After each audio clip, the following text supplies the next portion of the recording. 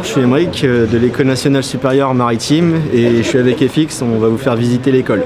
Salut Émeric, aujourd'hui on va vous faire la visite de nos beaux bâtiments où se passent les totalités de nos cours, les différentes matières qui vont nous être utiles pour nos futurs métiers de marin. On y va? C'est parti. On se sépare, on se rejoint? Allez.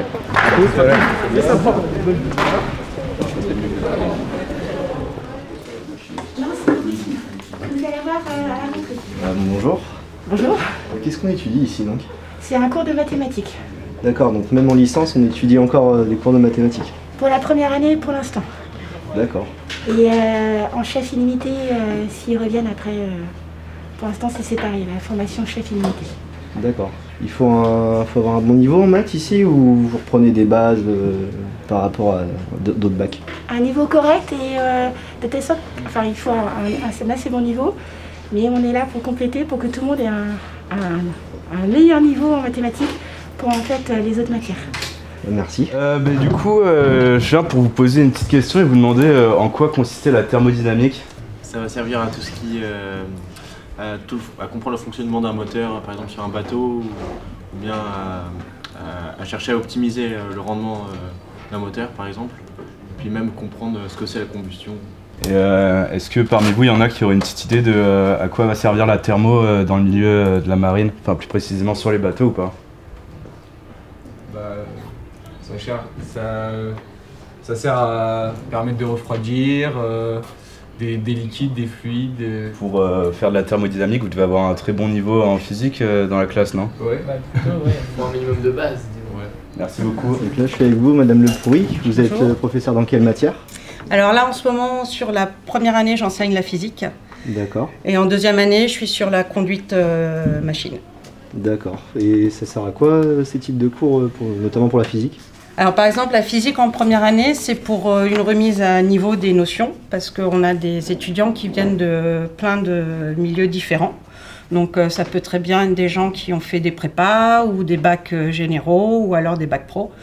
Donc ça permet de remettre tout le monde à peu près au même niveau pour la suite de la formation, où là il y aura des calculs plus adaptés, on va dire, au concret d'une salle des machines. Donc ça permet, comme je dis, de préformater les cerveaux à ce qui va leur arriver après, pour justement devenir de bons mécaniciens et avoir des bonnes notions sur lesquelles s'appuyer quand ils devront résoudre des problèmes sur place. D'accord, donc ici tout le monde reprend les bases et il n'y a pas besoin d'arriver avec 2 masters en physique-chimie pour réussir à s'en sortir? Non, c'est niveau bac l'entrée dans cette formation. Ok, merci. Je vous en prie. Bonjour Madame Soula, je vais vous demander quelle est la matière que vous faites ici? Alors ici on fait le cours de distribution électrique à bord des navires où on enseigne aux étudiants justement de comprendre comment une armoire électrique est faite et comment l'électricité est créée à bord pour ensuite alimenter toutes les pompes, les moteurs, etc. Et comprendre aussi les systèmes de protection. Très bien. Et comment ça se passe vos cours? C'est que de la théorie ou il y a de la pratique, un mix des deux? Non, comme vous pouvez le voir, on essaye de faire en sorte qu'il y ait justement quelques manipulations faites en cours. Il y a aussi des exercices qui permettent de mettre les étudiants en application. Effectivement, il y a une partie théorique qui est nécessaire pour leur donner la base et ensuite on essaie de mettre en application avec les TD et avec les TP. Ok, d'accord. Donc si j'ai bien compris, à la fin du cursus, les élèves qui deviendront officiers seront capables sur les bateaux de résoudre des anomalies électriques. Pas que, ils pourront aussi comprendre et si jamais dans les dry docks ils ont besoin de venir compléter une installation, ils pourront même créer ou améliorer l'installation qu'ils ont à bord. Ok, très bien. Merci beaucoup madame. Avec plaisir. Donc là je suis en salle de GMAO et je me demande bien ce que c'est. Est-ce qu'il y a quelqu'un qui sait ce que c'est au moins? Au niveau de mode matière? Ouais, c'est la gestion de la maintenance par ordinateur. D'accord. Et ça consiste en quoi? Ils vont te dire ça. Alors, ça consiste à rentrer tout ce qu'il y a à faire, tout ce qui doit être fait sur le bateau. Donc différentes tâches, différentes dates, différents laps de temps. D'accord. Bonjour Monsieur Loison, aujourd'hui on vient vous voir, on vient vous demander qu'est-ce que vous enseignez vous à l'ENSM? Alors, moi, principalement à l'ENSM, je suis sur de la sécurité et plus précisément pour le cours d'aujourd'hui, sur de la construction. D'accord. Et là, on est à cheval sur les deux choses puisqu'on est en train de parler du collecteur d'incendie à bord des navires. Et comment se déroulent vos cours? Est-ce qu'il y a que de la théorie, il y a un peu de pratique? Alors, ce sont des cours essentiellement théoriques, mais forcément pour intéresser les élèves, et j'espère que c'est le cas, je passe souvent des vidéos en appui, en support, pour leur montrer comment ça se passe à bord des navires. L'idée étant de coller le plus possible à la réalité. Et dernière question, pour les élèves qui sortent du lycée par exemple, est-ce que ça pose un problème s'ils n'ont aucune connaissance dans la matière pour entrer dans l'école ou... Alors, ça pose aucun problème puisque justement l'idée à chaque fois du cours, c'est de partir de zéro et puis de faire une progression pour atteindre des compétences qui sont, comme vous le savez, fixées par STCW. On a toujours pour chacun des cours des compétences à atteindre, des normes minimales de compétences. Et donc du coup, on fait en sorte de bâtir la progression de nos cours pour arriver jusqu'à ces normes de compétences. Très bien, merci beaucoup. Je vous en prie. Bonne journée, au revoir. Au revoir. Donc là on est au CDI. Exactement, vous êtes au CDI de l'ENSM. Quelle est la différence par rapport à un CDI d'un lycée lambda? Alors, c'est un CDI comme vous pouvez trouver dans tous les établissements scolaires, Oui. Sauf qu'ici on a la particularité d'avoir des ouvrages très techniques. Puisque vous avez en fait des ouvrages sur tous les enseignements qui sont dispensés à l'ENSM. Vous pouvez trouver des ouvrages en thermodynamique, en automatique, voilà, aussi en droit maritime. Et puis vous avez aussi d'autres ouvrages, c'est pas seulement des ouvrages techniques, mais aussi des ouvrages, des revues, des magazines qui touchent au milieu maritime. Donc voilà, les étudiants peuvent venir aussi pour ouvrir leur horizon et découvrir un petit peu le métier de marin dans sa globalité et se tenir au courant des évolutions du métier. D'accord, donc Voilà. ici les élèves viennent pour compléter leurs connaissances par rapport au cours précédents. Tout à fait. Et en plus de ça, ils peuvent aussi se tenir au fil des actualités maritimes. Exactement, voilà, tout ce qui est. D'accord. On a différentes revues qui lui permettent effectivement de rester au goût du jour et de s'informer sur le métier. D'accord. Et puis c'est un lieu aussi de travail où les élèves peuvent partager ensemble des petits travaux de groupe. Il y a des ordinateurs, donc c'est un lieu convivial où il ne faut pas hésiter à venir, voilà, pousser les portes du CDI. Et c'est un lieu très convivial et de travail. Voilà. Eh bien, merci. Je vous en prie. Au revoir. Au revoir.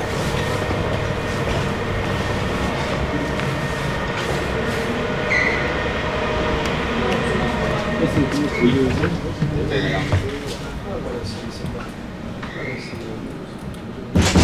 qu'il soit mettez-le sur on.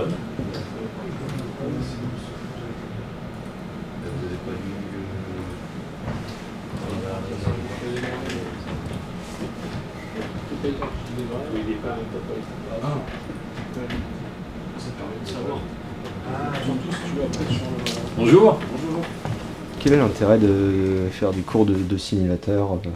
Alors le simulateur est pour nos élèves l'aboutissement de toute leur scolarité, parce que c'est sur ce type de simulateur que on met en application tout ce qu'ils voient, que ce soit de la conduite, des cours d'électromagnétisme, des cours de thermodynamique, tous les cours qui peuvent leur paraître assez abstraits, on les connecte et puis c'est leur métier, puisque à bord ils seront officier chef de quart et plus tard chef mécanicien, donc c'est vraiment le cœur du métier, ces simulateurs. D'accord, donc là on va vraiment s'approcher de manière la plus réaliste possible de leur futur travail. C'est ça, avec de la partie conduite, c'est-à-dire qu'ils vont apprendre à réagir aux pannes. Alors il y a des pannes naturelles, il y a des pannes naturelles qui viendront parce qu'ils n'auront pas fait ce qu'il faut faire. Il y a des pannes que nous on leur mettra en tant qu'instructeurs pour les mettre dans des conditions extrêmes, jusqu'à des conditions extrêmes, pour voir comment ils réagissent et pour voir justement si ils ont leur montrer que toute la théorie qu'ils ont appris, ils apprennent dans tous les autres cours, sont utiles. Donc on a ici des simulateurs de différentes sortes. On a des moteurs. Là c'est un moteur, c'est des machines de gros moteurs lents. On a aussi des moteurs semi-rapides, des moteurs dual fuel, les nouveaux moteurs dual fuel, des machines actuelles. À côté, on a aussi des machines de propulsion vapeur, de turbines à gaz, des ferries, des méthaniers, des porte-conteneurs, des pétroliers. Voilà, on a à peu près toutes les machines possibles. de taille importante, bien sûr, c'est le cœur du métier ici, avec toujours à l'esprit de mettre tout le temps les dernières innovations au service des élèves. Là, les dernières machines, ça fait une quinzaine de jours qu'on a 3 nouveaux navires, notamment des navires dual fuel qui sont installés maintenant sur beaucoup de navires. D'accord. Vous parliez de panne naturelle et que vous en posiez aux élèves. Est-ce que ça arrive régulièrement sur les navires? Et oui, c'est d'ailleurs pour ça que qu'il y a besoin de faire tant d'études. Si tout se passait bien, il n'y aurait pas vraiment besoin d'apprendre tout ce qu'on leur enseigne en théorie. C'est qu'un navire, c'est une maintenance permanente. Sur un navire, il y a à peu près tout ce qu'on va trouver dans une ville et une ville industrielle. C'est-à-dire il nous faut de l'eau, il nous faut du traitement d'air, il nous faut de la production électrique, du traitement des eaux usées, de la puissance électrique et nous en plus la propulsion. Donc tout cet environnement industriel, c'est les chefs mécaniciens et toute l'équipe machine, les officiers qu'on forme ici, donc, qui en sont responsables. Et donc ça nécessite évidemment d'avoir des réactivités très réfléchies et très pointues sur tout ce qui peut arriver dans un environnement aussi complexe.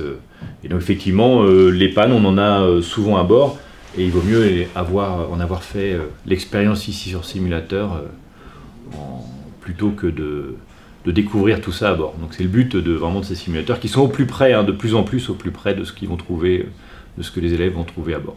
Évidemment, il y aura une partie d'élèves, de temps d'élèves aussi. Ils ne seront pas non plus directement officiers, ou ils continueront à apprendre leur métier. D'accord.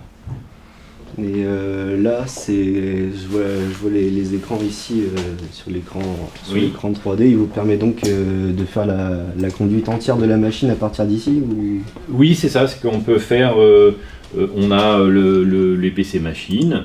On peut avoir la passerelle aussi. Hein. Là, c'est un porte-conteneur des grands porte-conteneurs actuels avec des gros moteurs lents. Et puis, on a le moteur en lui-même avec toutes ses composantes. Là c'est en 3D, et puis tous les différents circuits que l'on peut voir, les séparateurs. On a vraiment tout ce qui est qu'ils vont trouver à bord dans leur environnement, c'est-à-dire ces simulateurs, ils ont des accords avec les marques, et donc les équipements actuels que l'on trouve à bord sont là, sans citer de marque particulière, mais bon, il y a une industrie un peu particulière dans le monde de la marine marchande, et ils sont à peu près tous présents ici. D'accord. Donc c'est assez réel. Là on a un autre, vous voyez, c'est un navire type transborder, qu'on trouve pas mal dans le nord de l'Europe, en dual fuel, donc avec des alimentations en combustible classique et en gaz naturel liquéfié, en méthane. Mais on fait aussi ces formations, nos élèves sortent aussi certifiés, ce qu'on appelle l'IGF, certifié IGF, pour pouvoir naviguer sur ce type de navire. Donc on a besoin de ces installations récentes. Et puis je peux vous montrer ce qu'on a ici aussi. Là c'est tout récent, la même chose mais en simulation réelle, c'est-à-dire qu'on a un peu l'image d'un PC machine, avec les différents éléments. Donc on est en tactile, on peut démarrer, on peut stopper. C'est comme si on était aux consoles de PC machine. Et puis nos écrans qui simulent, alors autant que possible, ça reste, mais qui veut simuler des actions sur la machine. On a le son, on a les flammes quand il y a des incendies. Et donc on a cette partie-là. Ça permet d'être comme immergé. Alors on n'est pas dans... c'est pas un jeu, donc on n'a pas besoin d'avoir plus que ça. On n'a pas besoin d'avoir peut-être que plus tard on aura des lunettes, ça viendra peut-être, lunettes réalité virtuelle. Mais déjà ça nous donne une réelle impression et ça permet qu'ils se rendent compte un peu de ce qui se passe. Et donc là ça me permet d'avoir un PC machine, une salle des machines, une interaction pour ça qu'on a les talkie-walkie et puis simuler cette partie-là est plus pour simuler la réalité hein, des interactions qu'il y a entre le PC machine et puis la machine. On peut monter le son, c'est vrai que ça permet d'avoir des problèmes pour comprendre. Voilà. C'est assez. Alors ceux-là, ils sont vraiment très. On a plein, on peut monter assez. On voit les coupes et tout. C'est un de ceux qui est le plus abouti, avec beaucoup de menus possibles. Et ça permet aussi, encore une fois, tous ces moteurs, on les décrit en cours, en description, mais aussi en pratique, en théorie. On fait de la théorie diesel, hein, vous l'avez fait, la théorie diesel, et ça permet aussi de comprendre réellement comment ça se passe, de voir développer les diagrammes par exemple, et tous ces éléments-là, de faire les réglages, de voir les conséquences, mais sans la théorie qu'on a vue en cours avant, effectivement ça pourrait être pris pour un jeu. Or non, c'est vraiment la réalité qu'ils vont trouver à bord, et qui est assez complexe. D'accord. Donc voilà, et encore une fois, ici les pannes étant plus réservées, on peut peut-être aller voir si vous voulez la salle où j'ai mes élèves. Alors je ne vais pas trop les ranger, mais là on a le simulateur qui est le simulateur 2D. Alors peut-être un peu moins visuellement impressionnant, mais certainement encore plus puissant, avec des nombres de pannes énormes. Des datas d'entrée sur tous les navires qui sont vraiment impressionnants, et des possibilités de gestion, d'alarme, de complexité de conduite qui sont vraiment intéressants. Donc ces deux systèmes nous permettent vraiment d'avoir des stages assez performants. D'accord. Voilà, là ils sont, c'est les deuxième années, ils sont en stage de conduite, et donc voilà, c'est les premiers cours qui découvrent le simulateur, et déjà ils appliquent ce qu'ils ont pu voir en cours, ce qui est, je pense, assez intéressant pour eux. Voilà. Non, merci. J'ai répondu à vos questions. Oui. Merci. Je vais retourner à mon cours. D'accord. Alors, des questions? Ouais. La chaudière, vous en êtes à la chaudière? Oui. Avant de lancer la chaudière, qu'est-ce que vous devez faire? Alors, pour lancer une chaudière, on commence déjà par vérifier qu'elle est pleine. Les dégagements d'air doivent être ouverts pour évacuer les incondensables. Les résistances, les valeurs de résistance et les valeurs de tension. Ça va vous prendre déjà, je pense, un petit peu la séance. D'accord, fais ça.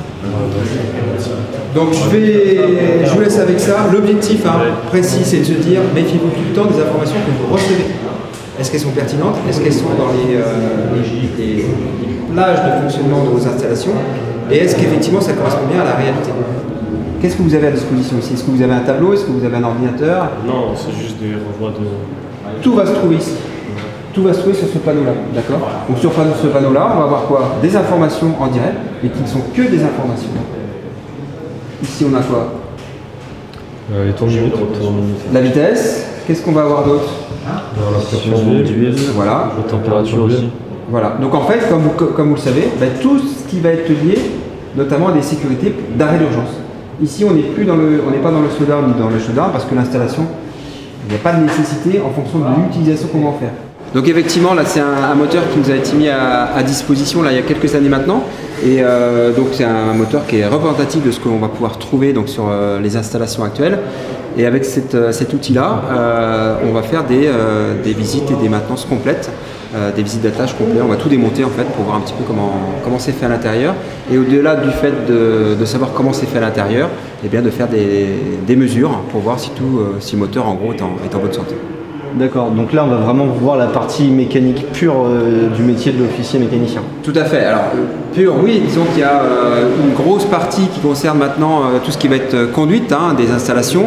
Là maintenant c'est de plus en plus délégué entre guillemets aux constructeurs des moteurs où il y a des garanties qui s'appliquent.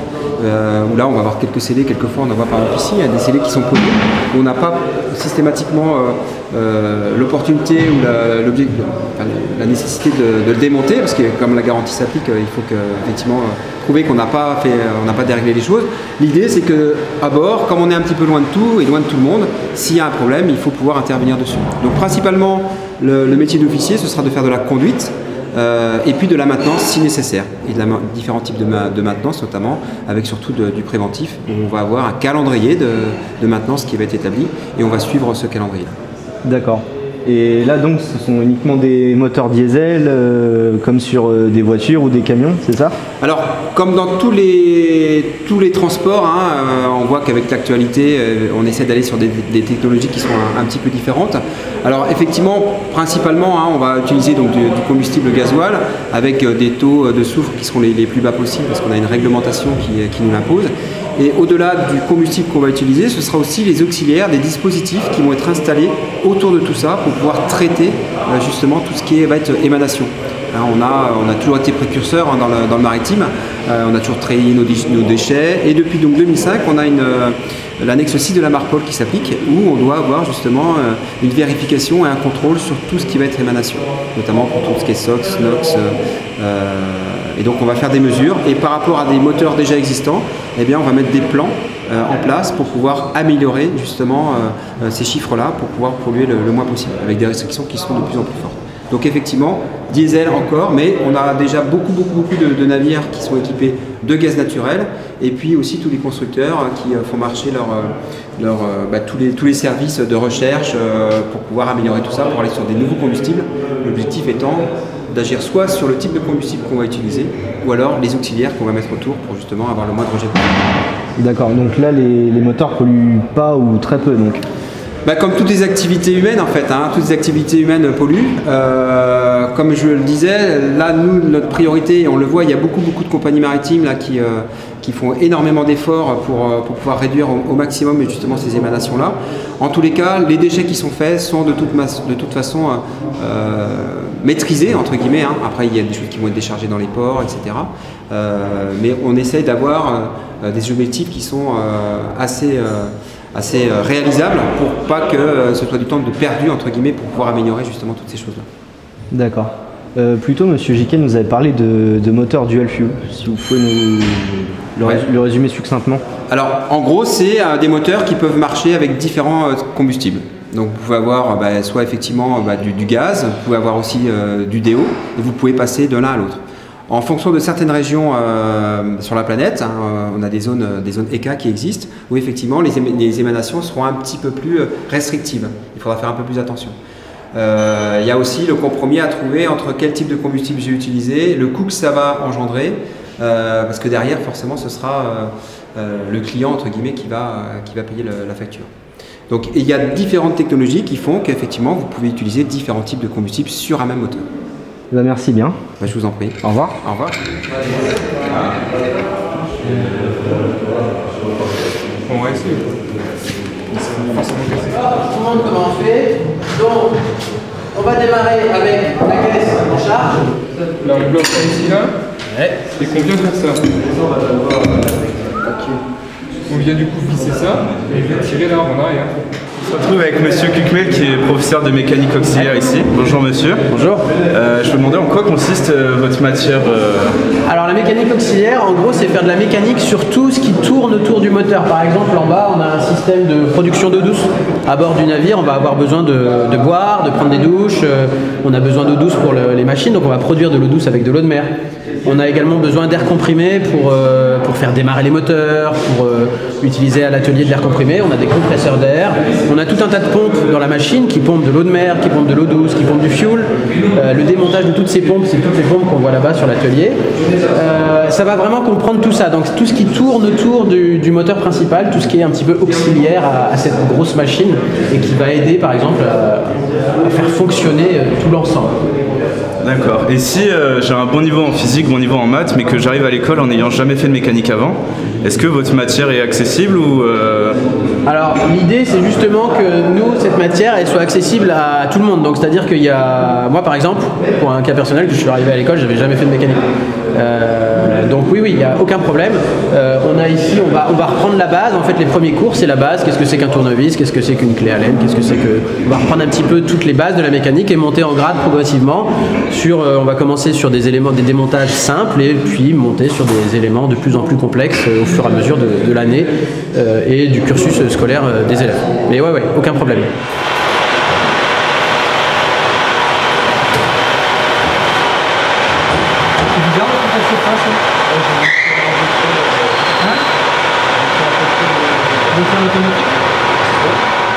Alors qu'est-ce que c'est comme ça? Alors ici on est sur une salle de tournage en fait où on apprend aux élèves à se servir d'un tour, tout simplement. Qu'est-ce qu'un tour? À quoi ça sert pour des gens qui ne savent pas du tout ce que c'est vraiment Ce que c'est qu'un tour, on pourrait dire c'est une perceuse améliorée, on peut dire, sur un bâti et qui va donc permettre finalement de prendre des pièces et puis de les usiner. On pourrait dire pour quelqu'un qui n'y connaît rien, de les éplucher finalement pour obtenir des cotes, obtenir des états de surface et puis pouvoir remplacer des pièces à bord dans le cas où la pièce est usée ou au cas où tout simplement elle casse. D'accord. Donc là vraiment c'est les machines qu'on voit ici, ça va être vraiment les mêmes qu'on va retrouver à bord. Ah, pas forcément les mêmes, certainement pas. Souvent des tours beaucoup plus conséquents, beaucoup plus gros et beaucoup plus rigides aussi, et qui vont être capables aussi de prendre des pièces beaucoup plus importantes en dimension. Voilà. Là on est sur des tours, on peut dire d'apprentissage. D'accord, donc là c'est vraiment des plus petits tours pour commencer à... On peut pas dire que ce soit les plus petits du commerce, mais on est vraiment sur des modèles de base en fait. Mais qui sont suffisants en fait pour apprendre toute la méthodologie, toute la précision et puis apprendre à observer et puis à s'entraîner à faire des choses précises en fait. D'accord, donc ici on va véritablement apprendre à sculpter des pièces qui vont servir à bord avec, à partir d'un matériau brut. Absolument, absolument, tout ça pour un remplacement et pour ça pour pouvoir être autonome tout simplement, ne pas être obligé d'être tributaire finalement d'un stock de pièces excessif en fait. D'accord. Merci bien. Bonne journée, bon courage. Merci, vous de même. Au revoir.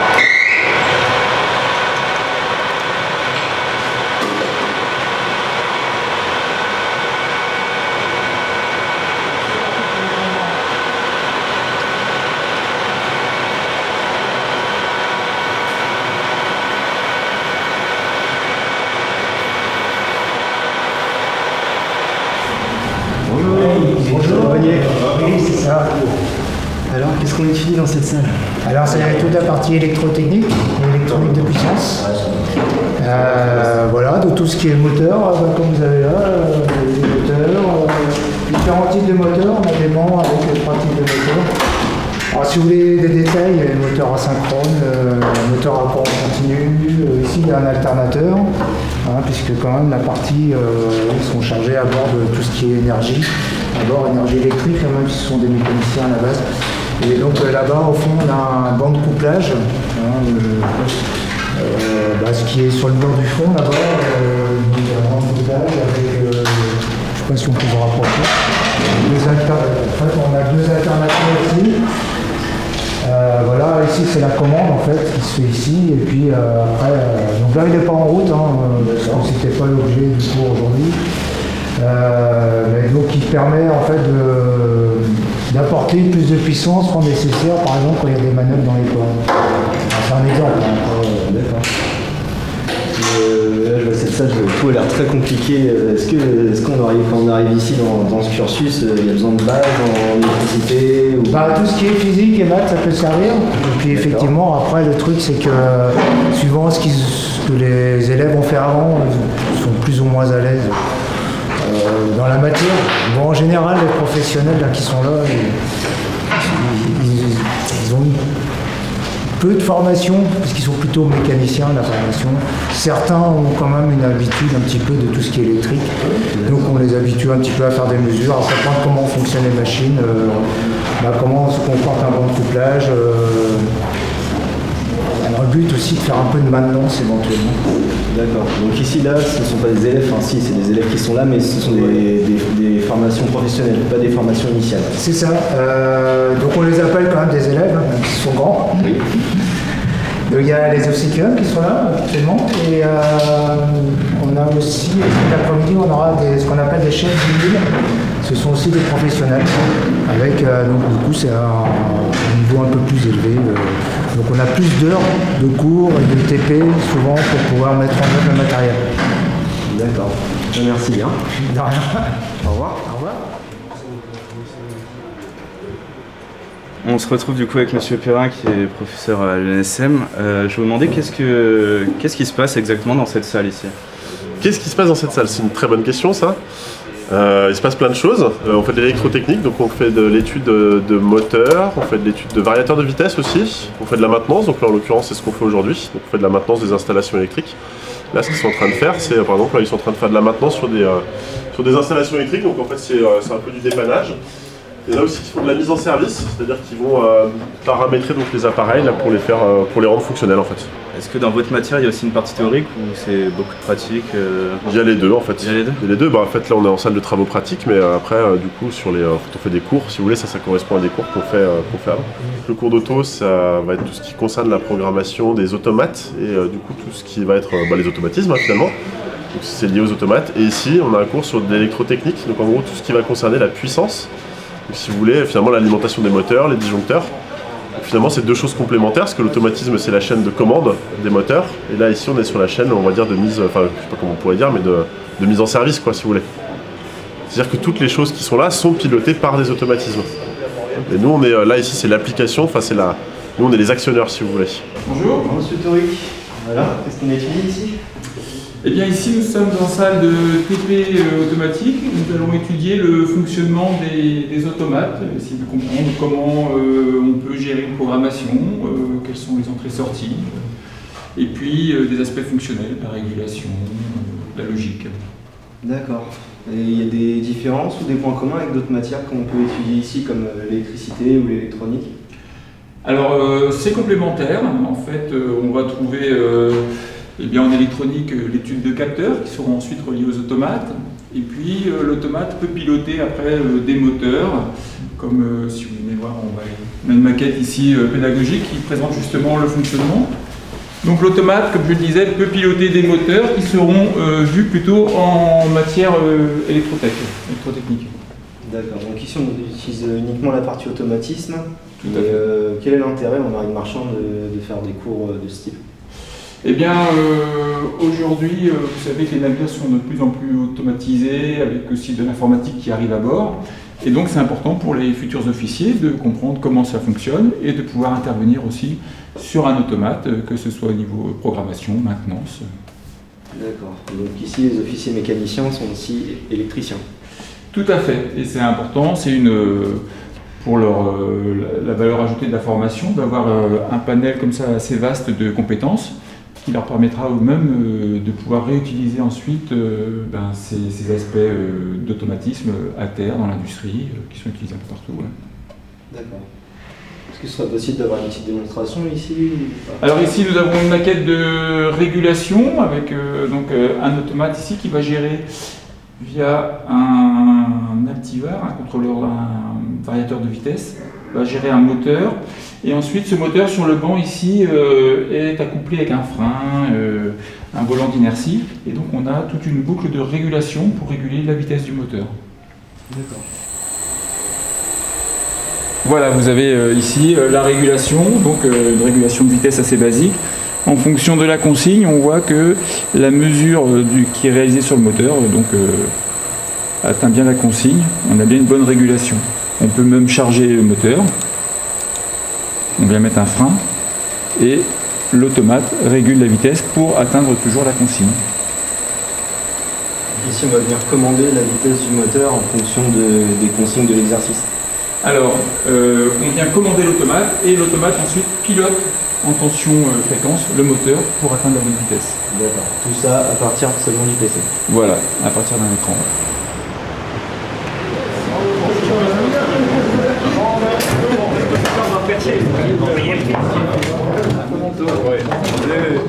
Louis. Ouais, moi c'est Julien. Et moi c'est Tanguy. Moi personnellement, avant d'arriver ici, j'ai fait un bac STI 2D. Donc je suis passé par la filière professionnelle et je suis passé pendant l'année Covid, donc ça s'est passé sur dossier. Vu que le concours avait été annulé et compliqué avec le Covid. Et du coup, j'avais fait une année préparatoire au lycée de Kers-à-la-Salle à Ploubazlanec, à côté de Paimpol. Moi, j'ai fait un bac S SI, option sciences de l'ingénieur. Et après, j'ai fait une PCSI, maths sup, à Strasbourg. Et après, je suis rentré sur Parcoursup. Parce qu'il n'y avait plus de concours. Moi j'ai fait un bac S aussi, après j'ai pris une année de césure, après j'ai rejoint justement Julien à Paimpol en prépa. Du coup il n'y avait plus le concours, donc j'ai fait la demande pour Marseille, après j'ai voulu aller... j'ai refait une prépa du coup en me disant qu'on allait avoir le concours, qu'on préparait en fait. On ne l'a pas eu et du coup on est rentré par Parcoursup ici. Résultat du bac et des années de terminale, je crois qu'il faut rentrer, jusqu'au collège quasiment, tous nos résultats. Moi c'est plutôt ETP, la pratique, donc tour à métaux, soudure et ETP d'électronique aussi, c'est bien sympa. Moi je pense que c'est la même chose, hein. C'est quand même le côté pratique qui est le plus intéressant que le côté théorique. Même si le côté théorique reste intéressant, on aime toujours plus quand on pratique, je pense, et que ce soit dans les matières les plus difficiles, même calculatoires avec l'électronique et l'électrique, ou tout simplement la mécanique en TP et tout ce qui va avec. C'est beaucoup plus concret en fait, on se rend plus compte, on apprend mieux. Faut juste aimer l'élec quoi, il y en a un petit peu. C'est l'idée. On se destine tous à être mécaniciens sur les navires, ou on peut être Théo aussi, enfin, ce qui est équivalent d'électricien quoi. Mais c'est dans la marine marchande principalement, je pense qu'il doit y avoir peut-être une ou deux personnes qui envisagent après de rejoindre la marine nationale, mais c'est pas la majorité des gens ici. Et donc après ça dépend aussi des préférences, il y a plein d'autres métiers qu'on peut découvrir à bord, ça dépend dans quelle compagnie on bosse et de nos choix de vie quoi. Mais globalement ça reste officier mécanicien la cible. La vie à Saint-Malo franchement c'est vraiment une bonne ville. Que ce soit, je pense, pour des personnes de tout âge, et dont nous, les étudiants, ça en fait partie. Moi, par exemple, je suis resté cet été travailler ici, et alors que je ne suis pas d'ici de base, je suis normand, je viens de Normandie. Et je suis resté travailler ici parce que j'avais connu du monde dans la ville, avec force de sortir, tout ça. C'est une ville qui bouge beaucoup, et qui est très attractive, très touristique, mine de rien. Avec la ligne Paris-Saint-Malo qui fait quand même le taf. Et on est quand même à côté de la mer, donc c'est quand même carrément agréable à vivre. Et voilà, ça manque pas d'activités et de choses à faire. La vie étudiante, on a cours en face de la mer comme ça, c'est quand même assez cool. Il y a pas mal. Il y a la nouvelle vague avec les concerts et tout, ça c'est pas mal. Puis la ville, ils nous font des petits trucs de temps en temps. Puis là en ce moment, on a la route du Rhum quand même. Je pense qu'il va bien nous occuper pendant 2 semaines. Et même au sein de l'école, avec toutes les activités organisées, tout ça, au niveau vie étudiante, on essaie pas mal de faire des choses quand on peut, donc quand le temps nous le permet, d'aller sur la plage avec toutes les gens de l'école. Donc on a acheté avec des petites activités, on fait des tirs à la corde, on a un filet de volley, ou encore ce week-end on faisait une pétanque et un palais. Enfin, on essaie d'en profiter un maximum quoi. Et il y a énormément aussi, mine de rien, au niveau activité de tradition, au niveau de cette école, que ce soit dans celle de Marseille, celle du Havre ou de Saint-Malo. C'est des choses traditionnelles qui ne se perdent pas depuis des dizaines d'années, quoi.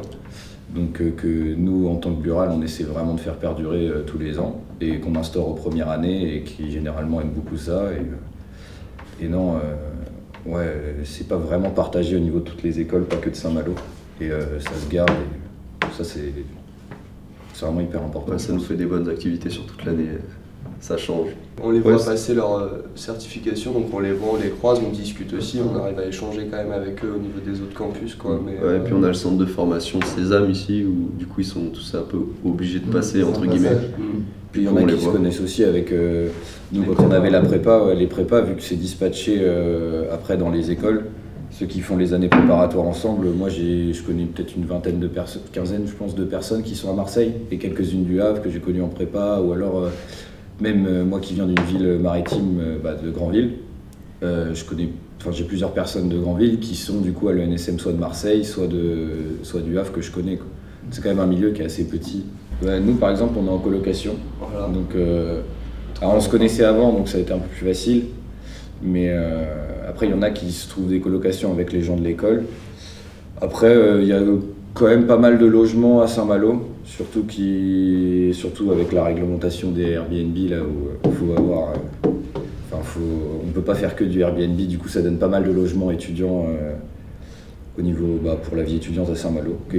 C'est une ville qui est très vivante en été, donc il y a un peu moins de monde en hiver. Donc en général on trouve des locs sur 10 mois entre septembre et juin. On n'a pas un budget illimité pour aller, mais sinon je sais que oui, l'établissement fait à manger. Nous on n'a pas l'habitude puisqu'on vit ensemble, donc on a l'habitude de rentrer tout ça. On y mange bien. On y mange bien. Mais sinon, après, dans la ville en elle-même, il y a plein de petits restos très sympas à manger. Alors Rafik, ça a été? Bah super, écoute, les profs nous ont très bien expliqué le contenu de leur matière et leur intérêt, et toi? Bah ouais, tout pareil, c'était super. On remercie l'équipe pédagogique, les professeurs et l'administration de nous avoir fait visiter tout le bâtiment et on espère vous avoir assez intrigué pour que vous veniez rejoindre l'aventure.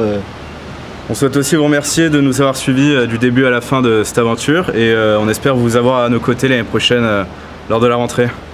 Et on laisse le mot de la fin pour Monsieur Varin, directeur du site de Saint-Malo. Salut. Salut.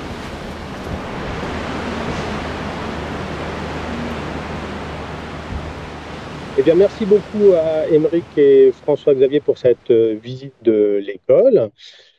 Notre école, vous l'avez saisi, forme des officiers mécaniciens qui pourront naviguer sur tous les navires de commerce au monde.